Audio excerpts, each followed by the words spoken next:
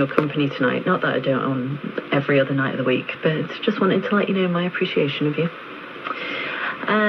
Dave Moore has the news for you now, so grab a cup of tea and get ready for some more serious stuff. Broadcasting online on smartphone apps, smart speakers FM and AM from Douglas in the Isle of Man, Shore Radio Vannin. This is your very own Manx Radio. Thanks for being here. Manx Radio News at 11 o'clock. Fast am I. I'm Dave Moore. An inquest is due to open into the death of a St John's man who was hit by a falling piece of stone.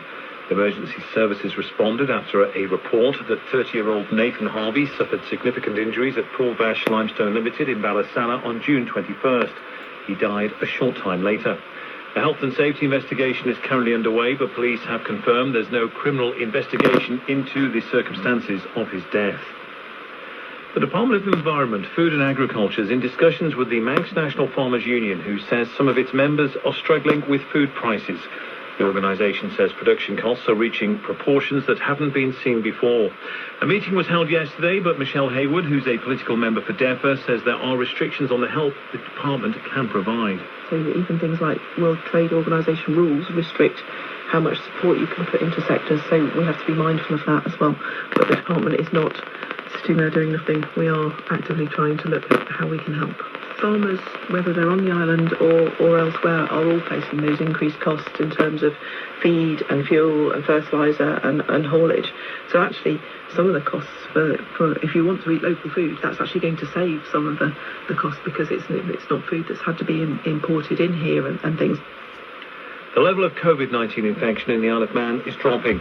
The island's reproduction rate, or R number, has fallen from 0.7 to 0.4 in the last week. There's also been a decrease in the number of cases recorded across all age groups. A snapshot from Nobles Hospital shows there were 12 people with the virus on Tuesday, July 5th. 2 of those have been admitted for treatment of their coronavirus infection. No further COVID-19 related deaths have been recorded in the last 7 days. The Chief Minister Alfred Cannon has been meeting members of the UK government ahead of tomorrow's gathering of the British-Irish Council.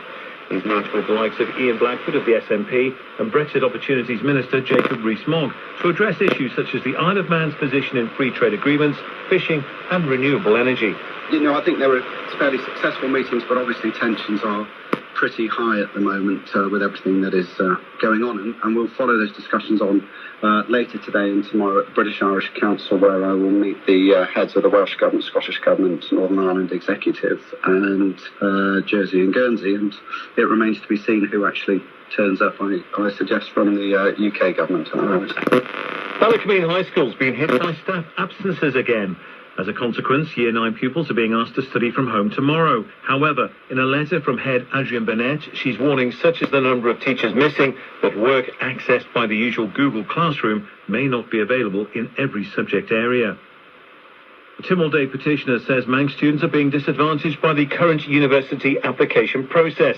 David Watts is calling for more to be done to enable circumstantial offers to be considered for teenagers applying for further education in the UK. He says the island doesn't have the socio-economic data that could help at the moment. A charity is keen to see more residents learning sign language to allow those with hearing difficulties take part in more conversations.